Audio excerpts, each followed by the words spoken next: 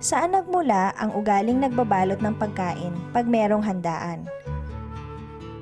Sobra tayong mapagmahal, lalong-lalo sa kamag-anak, lalo sa kapatid, sa nanay. Kaya pag may handaan tayong pinuntahan at nasarapan tayo, gustong-gusto nating matikman din ng mga kamag-anak natin yung nakain natin. Kaya kung minsan magpaparinig, maghihintay-hintay o diretsahang hihingi para makapagbalot. Hindi kasi natin kayang magsaya na hindi natin isinasali ang mga mahal natin sa buhay.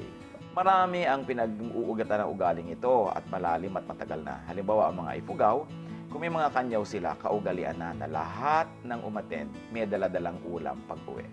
At lahat ng ating mga sinaunang mga tribu, mga lipunang Pilipino, merong ganyang kaugalian.